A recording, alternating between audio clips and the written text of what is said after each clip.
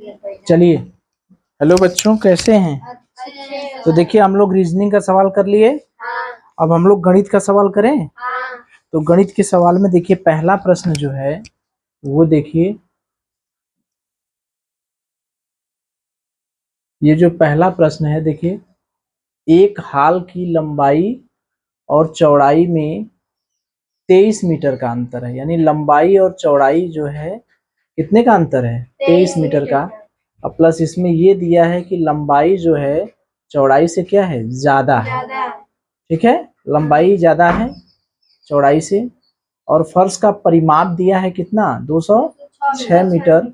तो हमको इसके फर्श का क्षेत्रफल बताना है, वो भी वर्ग मीटर में। ठीक है, तो ध्यान से देखिए, आयत की लंबाई और चौड़ाई में अंतर है 23 मीटर। ठीक है, लंबाई ज्यादा है, चौड़ाई कम है। और फर्श का परिमाप दिया है। ठीक है, तो देखिए यहाँ पर प्रश्न क्या दिया है। एक आयत है, पहला प्रश्न हम लोग करें तो ये 41वां प्रश्न हो गया ना। तो एक आयत है, ठीक है, इसकी लंबाई ज्यादा है, चौड़ाई कम है। यानी लंबाई और चौड़ाई में अंतर, लंबाई ज्यादा है, चौड़ाई कम है। ये दिया है ना, लंबाई ज्यादा है, चौड़ाई कम है। लेकिन ये हमको दिया है कि लंबाई और चौड़ाई में अंतर कितना है बच्चा? 23 मीटर, यही ना है। यानी लंबाई और चौड़ाई में अंतर कितना दिया है? 23 मीटर। और एक चीज दिया है, इसका परिमाप दिया है ना। कितना दिया है? 206 मीटर है। तो इसका हमको क्या बताना है? क्षेत्रफल बताना है। क्षेत्रफल बताना है वर्ग मीटर में, यही ना है। तो देखिए, ये सब सारे प्रश्न हम लोग कर चुके हैं। जब भी आयत की क्षेत्रफल निकालना रहेगा तो हम क्या करेंगे? लंबाई गुणे चौड़ाई। ठीक, तो हमें लंबाई पता होनी चाहिए और क्या पता है? चौड़ाई पता होनी चाहिए। लंबाई और चौड़ाई नहीं दिया है, लेकिन कोई भी उपाय करेंगे हम लंबाई और चौड़ाई निकालेंगे। तो ये बताइए, लंबाई और चौड़ाई में अंतर दिया है 23 मीटर। तो किसी एक को हम मान ले, क्या मानेंगे? लंबाई को चलिए x मान लिए। तो अगर हम लंबाई को x मान लेंगे तो चौड़ाई क्या होगी? x minus 23। Very good. लंबाई से चौड़ाई क्या होगी? 23 मीटर कम होगी। इसमें दिया है ना कि लंबाई ज्यादा है, चौड़ाई कम है। इसका मतलब कि आप जब भी घटाइएगा लंबाई में से घटाइएगा। तो अगर लंबाई को हमने x मान लिया तो चौड़ाई को क्या मान लेंगे? x minus 23। तो अब बताइए, परिमाप हमको दिया है, तो परिमाप का मतलब क्या होता है? x धन x माइनस 23 धन x धन x माइनस 23। चारों भुजाओं का योग होता है ना। किसी भी आकृति, आयताकार हो, वर्गाकार हो, उसकी चारों भुजाओं का योग कितना होता है? परिमाप। तो इसका मान कितना दिया है? 206। परिमाप दे दिया है 206। तो कितना हो गया? 1 2 3 4 x माइनस 46 206। तो 4x बराबर 206 धन 46। यानी कितना हो गया? 6 6 12 की 252। 4x बराबर, तो x बराबर कितना हो गया? 252 में 4 का भाग दे दें, कितना हुआ? 4 6 का 24, 4 3। तो x कितना आया? 63। तो ये क्या है? लंबाई। और तो चौड़ाई निकाल लें, 63 में से x माइनस 23, यही ना हुआ। यानी 63 माइनस 23 कितना आ गया? 40। ये बताइए, हमें लंबाई पता चल गई, चौड़ाई पता चल गई, तो क्षेत्रफल नहीं निकल जाएगा? 63 गुणे 40, 0 चाहते हैं 12 की 2, 2520। कौन सा ऑप्शन है? कौन सा ऑप्शन है? A B C? कौन सा ऑप्शन है? बी। कर लेंगे। तो इसमें हमके आयत की लंबाई चौड़ाई में अंतर दिया था, तो हमने लंबाई को x मान लिया, चौड़ाई को x माइनस 23 हो गया, यानी अंतर है दोनों का। तो परिमाप दिया है, यानी चारों भुजाओं का योग कर देंगे। x minus 23 plus x minus 23 4x minus 46 बराबर 206। यहाँ से हमने x का मान निकाल लिया, x का मान निकाल लिया तो लंबाई आ गई, चौड़ाई आ गई। जब लंबाई आ गई, चौड़ाई आ गई, गुणा कर दिया। ठीक है, चलिए देखिए इसका मान किस में निकालना है, दशमलव में। इसका मान दशमलव समतुल्य निकालना है तो पहले हम क्या करेंगे, 16 में 12 का गुणा करेंगे। 16 गुणे 12 धन 1। पहले इसको जहां कहीं भी मिश्र भिन्न दिखाई देता है हम तुरंत उसको अनुचित भिन्न में बदल लेते हैं। ये 16 हो गया, 16 में 12 का गुणा कितना करेंगे, कितना आया 193। ऊपर हो गया, नीचे कितना हो गया 16। तो 193 में 16 से भाग तो दे ही देंगे ना, 16 एकम 16, 3 बचा 16 दूनी 32, 1 बचा, दशमलव बढ़ा दिए, 0 बढ़ा दिए, भाग नहीं जा रहा है, फिर 0 बढ़ा के फिर 0 बढ़ाए, 16 छक्का 96, 4 बचा। अब तो 0 बढ़ाएंगे नहीं, अरे अब तो दशमलव बढ़ाएंगे नहीं, 0 बढ़ा दिए, 16 तिया 16 दूनी 32, 16 दूनी 32, 8 16 पचे कितना आ गया 12.0625। कौन सा ऑप्शन है, बी, सी है। कौन सा ऑप्शन है, सी। चलिए देखिए ये देखिए 43 वाला सवाल देखिए, 8% वार्षिक साधारण ब्याज की दर से, यही ना है, 8% वार्षिक साधारण ब्याज की दर से कितने वर्षों में 1500 रुपया कितना हो जाएगा, 1800 रुपया हो जाएगा, यही ना है। चलिए देखिए तो क्या कह रहा है, ध्यान से देखिए, कह रहा है 8% वार्षिक ब्याज की दर है। दर कितना दिया है 8% वार्षिक साधारण ब्याज की दर से कितने वर्षों में, क्या पूछ रहा है, कितने वर्षों में, समय पूछ रहा है। साधारण ब्याज 1500 रुपया का, यानी 1500 रुपया पहले था, अब क्या हो जाएगा 1800 रुपया। तो मुझे ये बताइए 1500 रुपया क्या है, ये क्या है, मूलधन है। ये क्या है, मिश्र धन है। ठीक, तो यही है कि 8% वार्षिक साधारण ब्याज की दर से कितने समय में 1500 रुपया 1800 रुपया बन जाएगा, यही ना है। तो हमने ब्याज का एक ही सूत्र बताया है, बताइए क्या है, ब्याज बराबर मूलधन प्लस ब्याज, मूलधन गुणे दर गुणे समय बटे 100। यही सूत्र है, एक ही सूत्र है, ब्याज बराबर मूलधन गुणे दर गुणे समय बटे 100। हमें क्या निकालना है, समय। तो याद करिए जब समय निकालना है तो हमें क्या क्या पता रहेगा, ब्याज, मूलधन, दर। ब्याज पता है, कितना है 8। हाँ, ब्याज सीधे डायरेक्ट नहीं दिया है, लेकिन ब्याज को हम मिश्र धन में से मूलधन घटा के ब्याज निकाल सकते हैं ना। तो ब्याज को 1800 में से 1500 घटा देंगे, ब्याज निकल जाएगा। मूलधन कितना दिया है 1500, दर कितना दिया है 8, समय मान ले x बटे 100। ये कितना हो गया 300 गुणे 100 बटे 1500 गुणे 8 बराबर क्या हो गया x। ये हो गया ना, 1 2 0 कट गए, 15 दूनी 30, अब 20 में भाग देना है तो 4 दूनी 8, 4 पचे 20, यानी 5 बटे 2, हाँ यानी 2.5 वर्ष आया है उत्तर। कौन सा ऑप्शन है, सी। तो हमारे पास ब्याज का यही सूत्र था ना, ब्याज बराबर मूलधन गुणे दर गुणे समय बटे 100। जब हमने पढ़ाया था तो ये बताया था कि समय जब भी निकालना रहेगा तो हमें दर दिया रहेगा, मूलधन दिया रहेगा, ब्याज दिया रहेगा। तो यहाँ ब्याज सीधा नहीं दिया है, लेकिन मिश्र धन में से मूलधन निकालने के लिए ब्याज निकल जाएगा। ठीक है, चलिए अगला प्रश्न है कि एक साइकिल की कीमत 20% घटती है, उसकी मांग में 20% बढ़ोतरी होती है, तो दुकान की बिक्री पर क्या असर पड़ेगा, यही ना है। साइकिल की कीमत में 20% घटोतरी पर उसकी मांग में 20% बढ़ोतरी होती है, तो दुकान की बिक्री पर इसका क्या असर पड़ेगा। तो देखिए हम लोग एक सवाल पढ़े हैं कि अगर किसी वस्तु की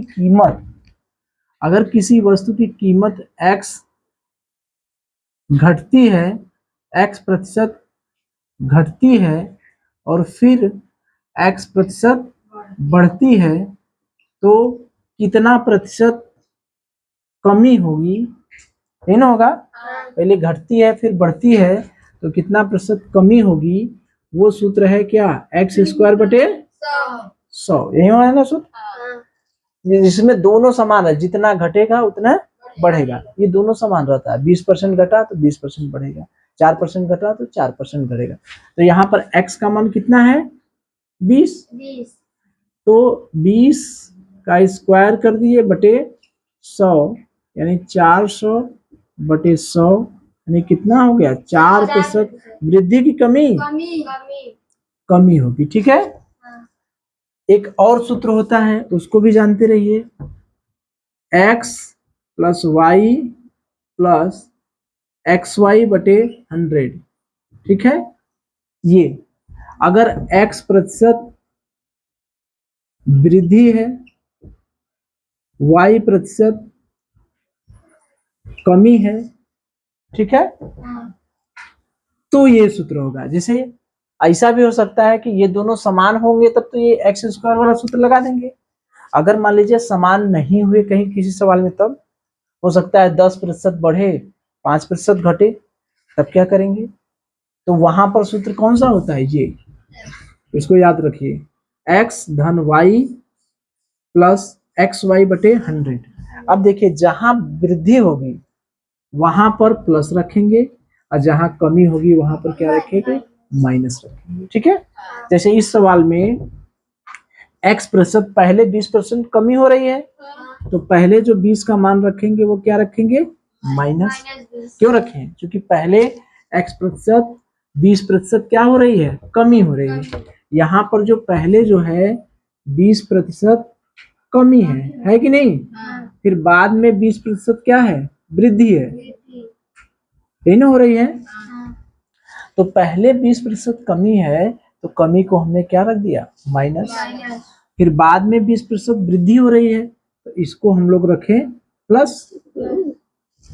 पहले 20% कमी है ना, देखिए सवाल में 20% कमी है, बाद में 20% वृद्धि है, तो प्लस।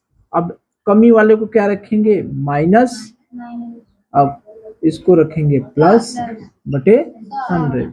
यहाँ -20 प्लस 20 प्लस क्या होगा, माइनस 400 बटे क्या होगा 100। ये कट गया 0 0, तो ये कितना हो गया -4। तो -4 का मतलब समझ रहे हैं क्या हुआ, माइनस ये बता रहा है कि ये क्या होगी, कमी होगी। कितने प्रतिशत, 4% की क्या होगी, कमी। ये माइनस बता रहा है। ठीक है, तो हाँ, अगर प्लस होता, अगर मान लीजिए +4 आता तो हम लोग क्या करते, वृद्धि, 4% की वृद्धि। समझ रहे हैं। तो अगर सवाल में मान लीजिए एक सवाल तो आ गया कि 20% कमी या 20% वृद्धि, मान लीजिए किसी साल पेपर में 10% कमी 15% वृद्धि कर देगी, तब सवाल लगा लेंगे ना। कौन सा सूत्र है, x plus Y plus X Y बटे 100। अगर वृद्धि होगी तो वहां प्लस रखेंगे और कमी होगी तो वहां माइनस। याद रहेंगे ना, नोट करके, जहां कमी होगी वहां क्या रखेंगे, निगेटिव, और जहां वृद्धि होगी वहां क्या रखेंगे, पॉजिटिव। ठीक है, तो इस तरह से एक सवाल लगाकर हम लोग इस तरह का सवाल, या समान देगा तो एक्स स्क्वायर बटे 4 रख देंगे, या ये सूत्र सबके लिए लगा सकते हैं। कर लेंगे ना, हो जाएगा ना। चलिए देखिए 45 जो सवाल है, देखिए 20/5 धन 2 धन 16 ब्रैकेट में 16/8 गुणे 2 धन 10/5 गुणे 3 + 2 का मान है 12, 16, 15, 16 और 18। चलिए तो देखिए ये हम लोगों का सरलीकरण वाला पार्ट है ना। अच्छा, हम लोग पहले अपने पाठ को देख लेना। पाठ को सब याद है ना? पाठ कौन सा है? पहला दूसरा तीसरा, ये कौन सा है? सरलीकरण, सन्निकट और सरलीकरण जो है पाठ, ठीक है, उसका पाठ है। उसमें हम लोगों को बदमाश का नियम है ना? हाँ, बॉडमास रूल है ना?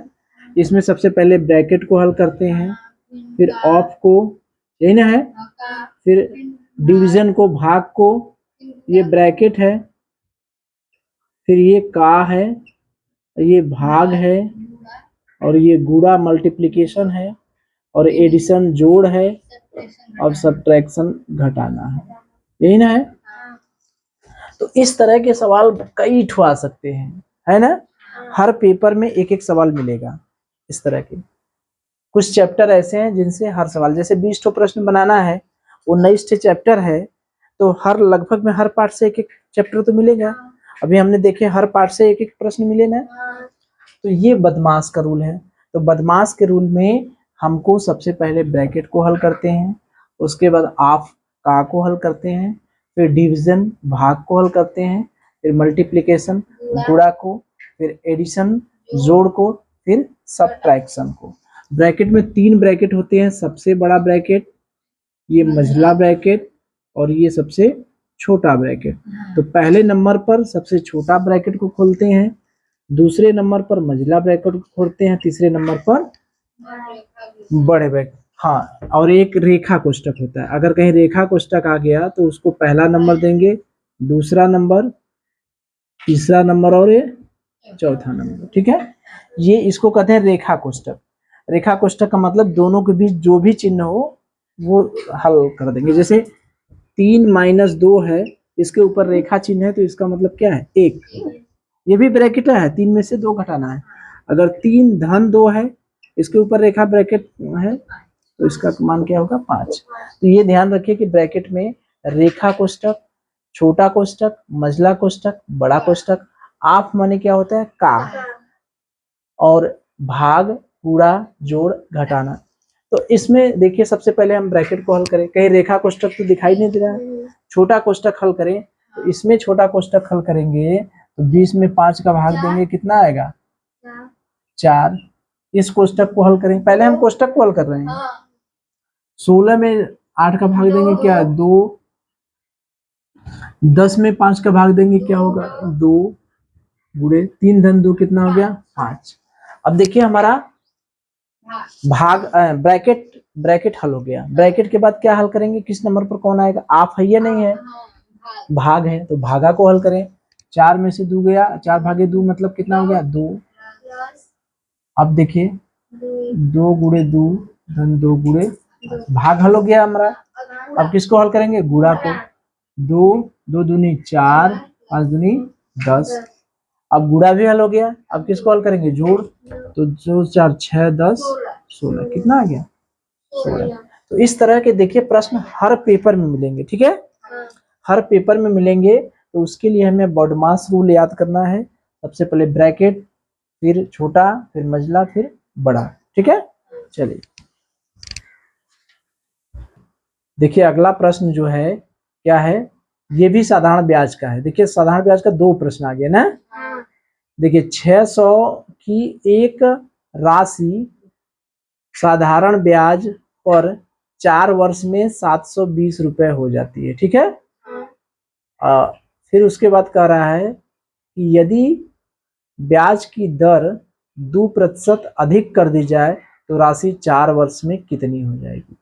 ध्यान से देखिए 600 की एक राशि है जो साधारण ब्याज पर 4 वर्ष में कितना हो जा रहा है? 720। यदि ब्याज की दर 2% अधिक कर दी जाए तो राशि 4 वर्ष में कितनी हो जाएगी, ठीक है। चलिए तो देखिए क्या कह रहा है कि 600 की एक धनराशि है। कितना है? 600 रुपया है, एक धनराशि है जो साधारण ब्याज पर 4 वर्ष में कितना हो जा रहा है बच्चा? 720 रुपया हो जा रहा है, यही ना है? ठीक। यदि ब्याज की दर, पहले तो हमको दर पता नहीं है, ये तो पहले स्टेप में है। दूसरे स्टेप में कह रहा है कि यदि ब्याज की दर 2% अधिक हो जाए, यानी दर जितना भी था उसमें 2% और जोड़ दे, तो 4 वर्ष में की धनराशि कितना हो जाएगी, 4 वर्ष में धनराशि कितनी हो जाएगी, यही ना है। 4 वर्ष में कितना हो जाएगा। तो देखिए इस तरह का सवाल हम लोग कई ठो किए थे जब पढ़ रहे थे हम लोग पाठ, तो उसमें हमने बताया था, याद करिए, ब्याज का हमने एक ही सूत्र बताया था, उसी से सारा सवाल हम लोगों का लगा था। क्या है? मूलधन गुणे दर गुणे समय बटे 100। बहुत अच्छे। अगर कहीं ब्याज नहीं दिया रहता था तो ब्याज निकालने का एक ही सूत्र था, क्या? मिश्र धन माइनस मूलधन। याद है? यही 2 सूत्र से हमारे सारे काम हो रहे थे। तो मुझे ये बताइए कि पहले सवाल में 600 रुपया धनराशि है, दर नहीं दिया है, 4 वर्ष में 720 हो जा रहा है, तो क्या हम दर नहीं निकाल सकते हैं? जब दर निकालना रहेगा तो हमें क्या क्या देगा? मूलधन देगा, समय देगा और ब्याज देगा। तो ब्याज देखिए दिया है, मूलधन दिया है, मिश्रधन दिया है, तो ब्याज नहीं दिया है। ब्याज कितना दिया है? 720 में से 600 घटा देंगे, कितना आ गया? 120। ब्याज तो दिया है, तो 120। मूलधन कितना है बच्चा? 600। दर कितना मान ले? x। गुणे समय कितना है? 4 वर्ष बटे 100। अब यहाँ से x की वैल्यू निकाले, 120 गुणे 100 बटे 600 बटे 4 बराबर x ही ना है। 1 0 1 0 कटा, 4 3 30 आ गया और 6 पंजे 30, यानी x की वैल्यू आ गई 5%। दर हमारा कितना आ गया? 5%। लेकिन अगले स्टेप में क्या कर रहा है कि भैया दर जो है वो 2% बढ़ा दे। दर क्या करें? 2% बढ़ा दे। तब हमसे पूछ रहा है कि तब बताइए, क्या पूछ रहा है कि कितना हो जाएगा धनराशि, ये ना हो जाएगा। यानी हमसे क्या पूछ रहा है? मिश्र धन। तो पहले ब्याज तो निकाल लें। तो ब्याज बराबर फिर मूलधन। मूलधन कितना है बताइए? 600 है। दर अब बताइए, यहाँ 5 है, कितना लिखे? 5 लिखे? कितना लिखे? 5 धन 2 7% अब कह रहा है।